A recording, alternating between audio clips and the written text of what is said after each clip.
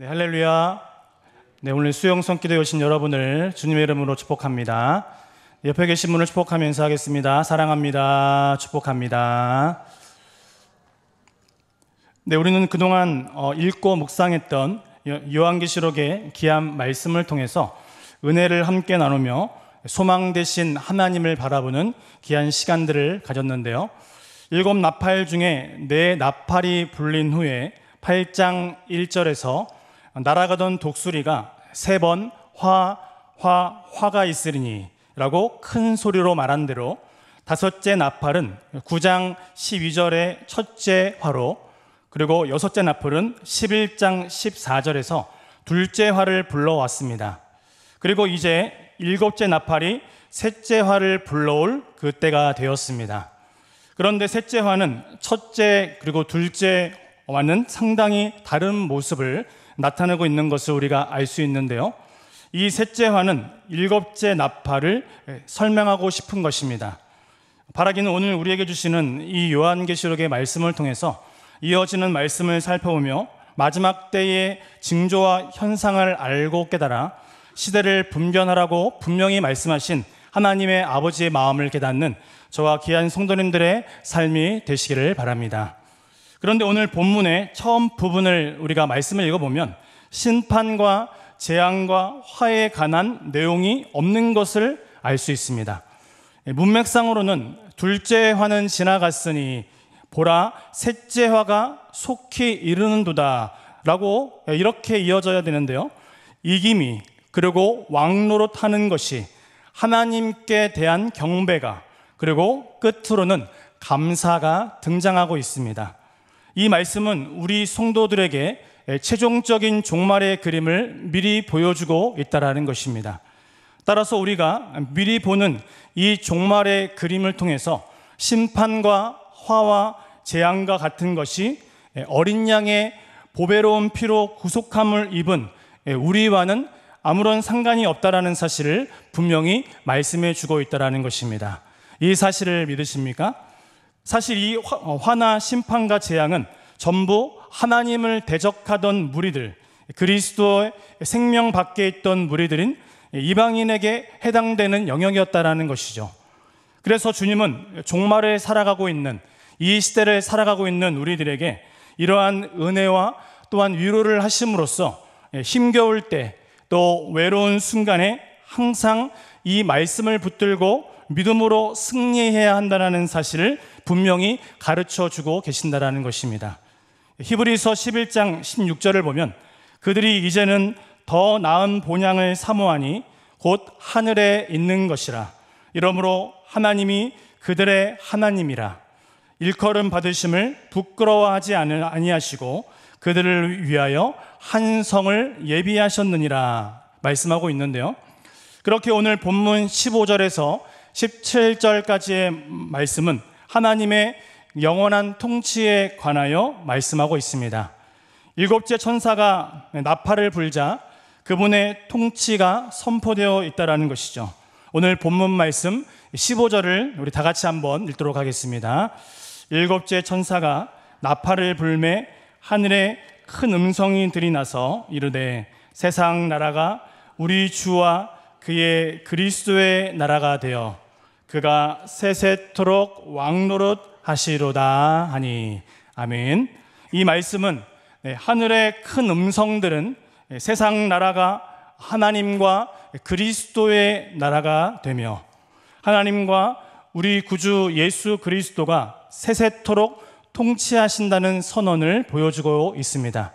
곧 교회의 선지적 사역의 결과 세상의 나라가 하나님과 예수님의 나라가 된다라는 것이죠.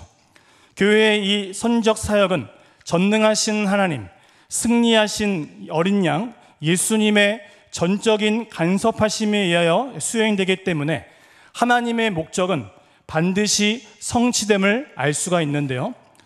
세상 나라가 그리스도의 나라가 되었다라는 것은 7째 나팔 심판으로 인한 결과로 재림의 때에 일어나는 미래의 종말적인 사건임을 분명히 알 수 있다는 것입니다. 그래서 우리는 천국 시민이지만 이 땅을 살아가는 우리 그리스도인들은 이 땅에서 눈에 보이는 것만을 보는 그런 전부가 아니라는 사실을 분명히 인식을 하며 살아가야 한다는 것이고, 이 세상을 하나님의 은혜 가운데 보이지 않는 것을 보며 살아가는 자들이라고 고백하고 갈 수 있다는 것이죠. 또한 이 세상의 현상과 여러 이해할 수 없는 상황 뒤에는 어둠의 권세 잡은 자들의 세력이 있다는 사실을 분명히 알려주고 있는데요, 주님은 이것을 꼭 기억하라고 우리에게 말씀하시면서, 그러나 결국 우리가 알듯이 그리스도의 나라가 최종 승리를 얻는 줄을 믿으라고 말씀하고 계십니다. 우리 옆에 계신 분에게 한번 인사하겠습니다. 그리스도의 나라가 최후 승리를 얻습니다. 아멘. 골로새서 1장 5절과 6절을 보면 우리에게 이렇게 말씀하고 있는데요, 너희를 위하여 하늘에 쌓아둔 소망으로 말미암음이니 곧 너희가 전에 복음 진리의 말씀을 들은 것이라. 이 복음이 이미 너희에게 이름에 너희가 듣고 참으로 하나님의 은혜를 깨달은 날부터 너희 중에서와 같이 또한 온 천하에서도 열매를 맺어 자라는도다 라고 말씀하고 있습니다. 핸델의 유명한 오라토리오 메시아의 클라이막스는 44번 할렐루야인데요, 핸델은 이 할렐루야를 가지고 웅장하고 아름다운 곡을 작곡했습니다. 그런데 할렐루야 중간을 보면 다른 가사가 등장하는 것을 알 수 있는데요, 그 부분이 굉장히 감동적입니다. 이 세상 나라들 영원히 주 예수 그리스도 나라가 되고 또 주가 길이 다스리시리. 영원히 이 세상 나라들 영원히 주 예수 그리스도와 그의 나라가 되고, 이러한 가사를 담고 있는데요, 이 부분은 핸델이 할렐루야를 작곡할 때에 오늘 본문 요한계시록 11장 15절을 기초로 하여 작곡한 것을 우리는 알 수 있습니다. 우리 다시 한번 15절의 말씀을 한번 묵상하도록 하겠습니다. 일곱째 천사가 나팔을 불매 하늘에서 큰 음성들이 나서 이르되 세상 나라가 우리 주와 그의 그리스도의 나라가 되어 그가 세세토록 왕노릇 하시리로다. 아멘. 세세토록이라고 말하고 있습니다. 영원입니다. 예수님께서 이 세상 가운데 오셔서 십자가에 못 박혀 죽으시고 또 부활하시고 승천하셨을 때, 그리고 하나님께서 예수 그리스도를 이 땅에 다시 보내실 재림의 날에 이 세상 나라는 우리 주와 그의 나라가 되어서 주님이 영원히 다스리게 된다라는 것입니다. 이에 하나님 앞에서 자기 보좌 앞에 앉아있던 24장로는 다시 엎드려 얼굴을 땅에 대고 하나님께 경배하고 있는 모습을 보여주고 있습니다. 요한계시록 11장 17절에 이들은 옛적에도 계셨고 지금도 계신 주 하나님, 전능하신 이라고 고백하면서 하나님께서 통치하시리라 이렇게 화답하고 있습니다. 이는 우리 하나님은 역사와 종말론적 사건을 주관하시는 전능하시고 또 큰 권능을 가지신 분이라는 사실을 분명히 말씀하고 있다는 것입니다.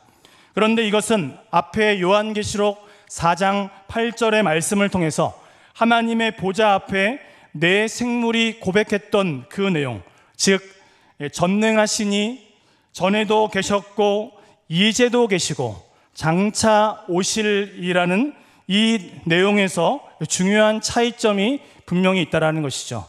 그것은 무엇입니까? 이 4장 8절의 짧은 구절에서는 과거와 현재와 미래의 세 시제가 모두 사용되고 있다는 사실입니다. 하지만 11장 17절을 한번 보시면 과거와 현재만 있을 뿐 미래에 대한 고백이 장차 오실 이가 빠져 있다는 사실을 분명히 알 수 있습니다. 그런데 앞에 두 부분과 일관되게 표현되기 위해서는 미래에 계실 이라고 해야 할 것 같은데 왜 이것을 장차 오실 이라고 표현하고 있습니까? 이것은 요한이 구약의 선지적 메시지들에서 이방의 대적들을 심판하고 이스라엘을 구원하기 위하여 하나님이 오실 것이라는 선포를 반영하고 있기 때문입니다. 그리고 이것은 일곱째 나팔이 불리는 이 시점 자체가 미래에 이미 오신 상태를 말하고 있기 때문입니다. 결국 11장의 이 말씀은 미래의 사건을 지금 미리 내다본 것이 아니라 미래의 사건이 성취된 것을 기준으로 설명한 내용이라는 사실입니다.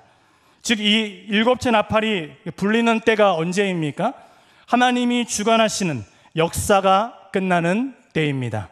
그래서 언뜻 보면 지금은 세상에 보이는 모든 권세가 힘을 발휘하는 것처럼 우리가 눈으로 보고 있지만 결국 이 모든 것은 지나가고 오직 하나님이 온 땅을 다스리실 그날이 도둑같이 임한다라는 사실입니다. 이것을 믿으십니까?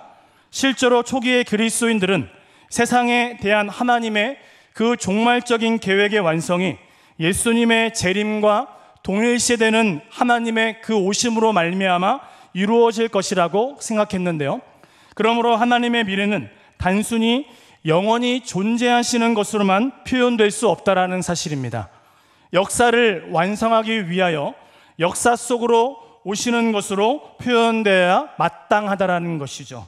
왜냐하면 우리 하나님께서는 미래의 어느 시점에 정지에 계신 분이 아니시기 때문입니다. 과거에도 역사하셨던 하나님, 오늘 이 순간에도 역사하시고 앞으로도 우리의 자녀와 우리의 앞날에도 역사하여 주실 줄 믿습니다. 오늘 우리는 그 살아계신 하나님을 우리는 오늘도 하나님의 이름을 부르고 있으며 오늘도 하나님의 말씀으로 믿음으로 살아가고 있다는 사실이죠. 그래서 지금은 우리가 고난을 당합니다. 또 세상에서 어려움을 겪고 있지만 내가 하나님의 그 보호하심 가운데 있음을 내가 믿기 때문에, 그리고 오늘도 주님만을 신뢰하기 때문에 이 모든 것을 in Christ, 그리스도 안에서, 그리스도 예수 안에서 능히 견딜 수 있다라는 사실입니다. 그래서 여러분, 이러한 찬양이 있습니다.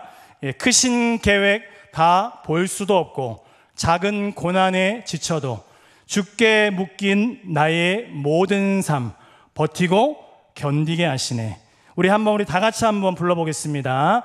크신 계획 다 볼 수도 없고 작은 고난에 지쳐도 주께 묶인 나의 모든 삶 버티고 견디게 하시. 우리 다시 한번 고백할게요.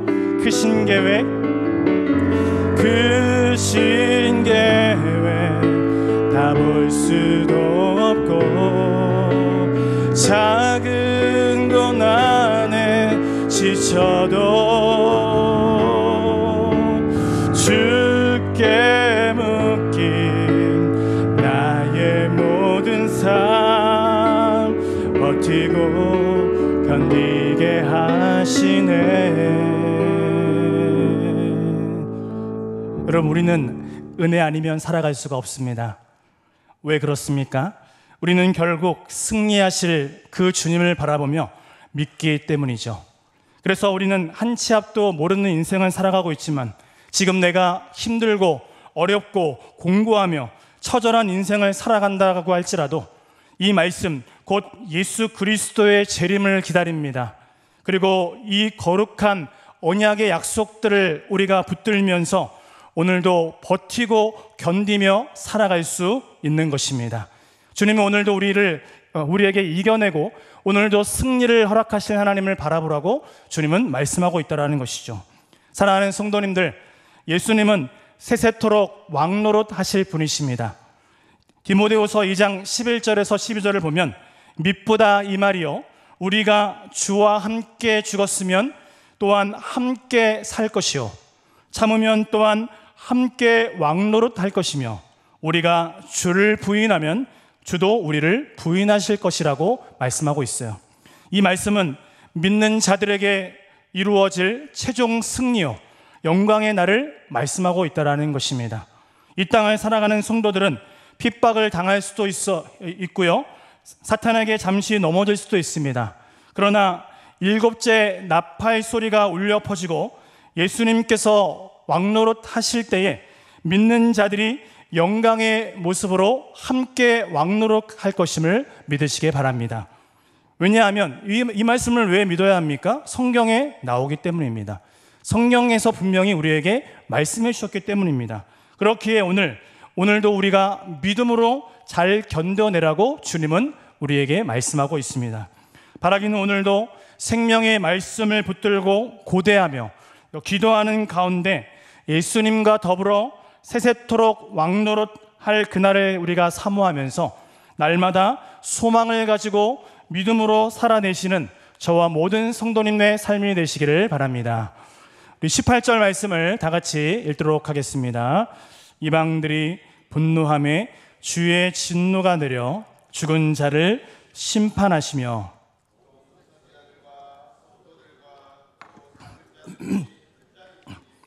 주의 이름을 경외하는 자들에게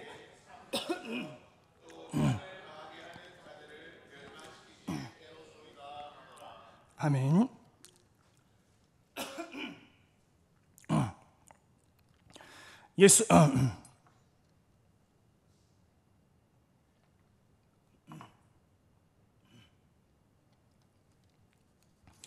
우리 예수님은 죽은 자들을 심판하십니다.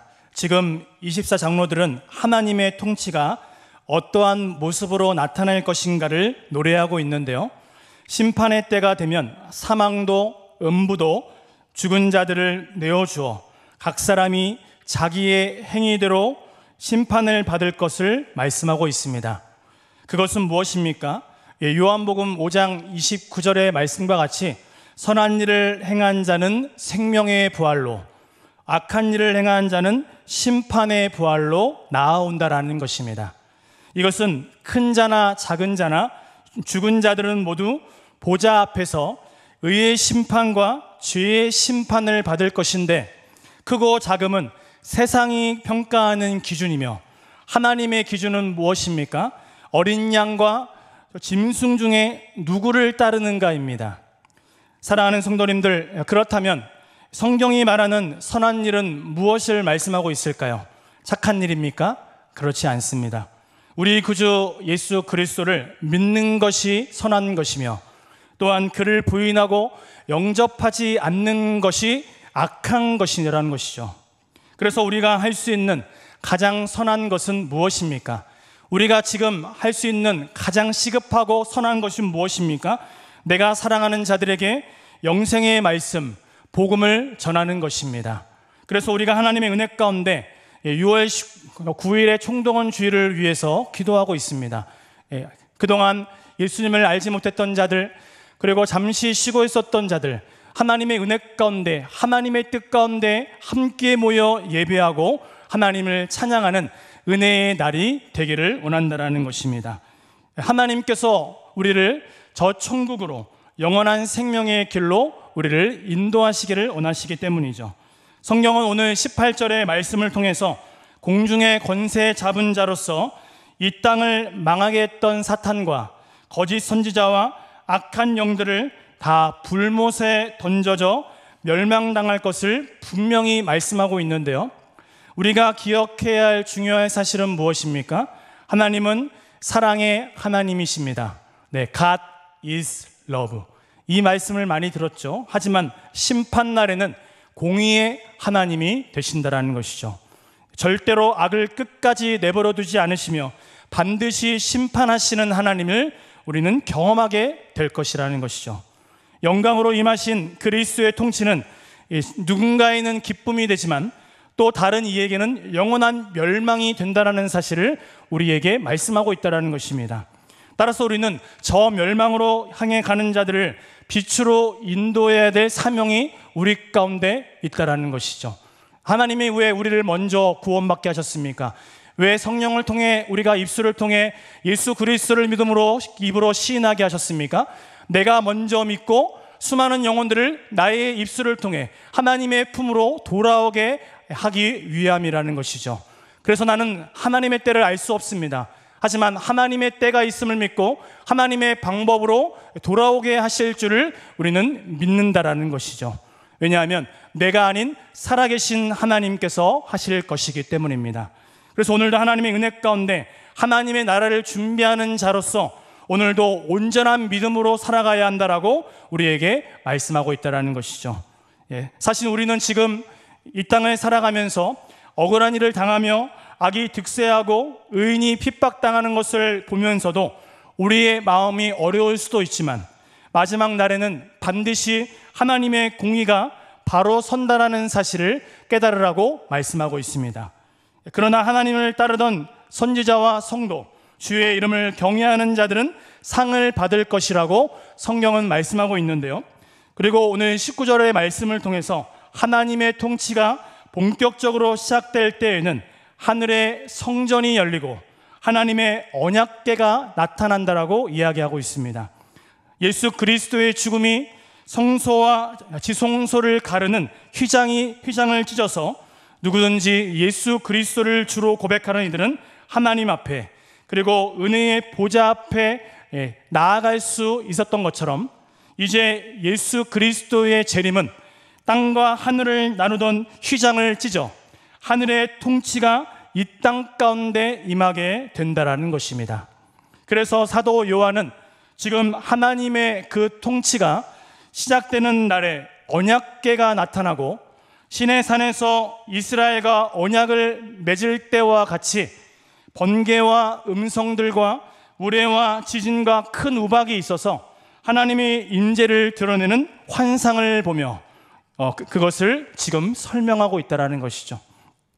하늘의 언약궤가 보인다는 것은 신실한 하나님의 언약이 종말론적으로 완성이 되어서 하나님의 임재가 영원히 이루어질 것을 상징하고 있다는 것입니다. 그런데 요한계시록 21장과 22장을 묘사된 새 예루살렘은 성전이 없는 것을 알 수 있어요. 그 이유가 무엇입니까? 하나님과 어린 양이신 예수 그리스도가 성전 자체이시기 때문입니다. 그렇게 24장로들의 찬양이 끝난 후에 번개와 음성들과 우레와 지진과 큰 우박이 등장하고 있는데요. 이 자연 현상은 하나님의 현현을 나타내는 것으로서 하나님의 위엄과 능력을 상징하고 있습니다. 하늘 보좌로부터 난 번개와 음성들과 우레소리는 이것들을 잘 보여주고 있다는 것이죠. 지금 하나님은 이러한 말씀을 그들에게 주시면서 그 당시의 세상에서 조롱과 핍박을 당하며 살아야 했던 초대교회 성도들에게 이렇게 하늘 성전이 열리고 하나님의 임재하심이 나타나 온 땅을 심판하시며 백성에게 상 주실 날을 바라보며 살아가라고 격려하고 계신다는 것이죠. 우리도 이 말씀을 통해서 함께 위로를 받으시고 이 날을 고대하며 사시기를 바랍니다. 예수님은 마가복음 9장 41절의 말씀을 통해서 주의 이름으로 작은 자 하나에게 냉수 한 그릇이라도 대접한 사람은 결탄코 상을 잃지 않을 것이라고 말씀하셨습니다. 주님은 오늘도 우리의 눈물을 씻어주시고 주님과 복음을 위하여 희생한 것에 대한 칭찬과 위로로 위로의 상을 아끼지 않을 것을 말씀하고 있다는 것입니다. 또한 이사야 54장 10절에서는 산들이 떠나며 언덕들은 옮겨질지라도 나의 자비는 내게서 떠나지 아니하며 나의 화평의 언약은 흔들리지 아니하리라. 너를 긍휼히 여기시는 여호와께서 말씀하셨느니라. 이렇게 말씀하고 있습니다. 그렇게 우리는 비록 광야와 같은 세상을 오늘도 살아가고 있지만 날마다 하늘의 성소를 바라보며 하나님의 통치를 고대하는 인생으로 살아가야 하는 것입니다. 바라기는 일곱째 나팔이 울릴 그날에 온 세상이 하나님의 통치 아래 들어가는 가운데에 하나님을 거역했던 자들은 부끄러움과 심판을 당한다는 사실을 꼭 기억하시며 오늘도 주님의 재림을 기다리며 신앙생활을 오늘도 기쁨으로 믿음으로 잘 감당하시는 저와 귀한 성도님들의 삶이 되시기를, 귀한 가정이 되시기를 주님의 이름으로 축복합니다.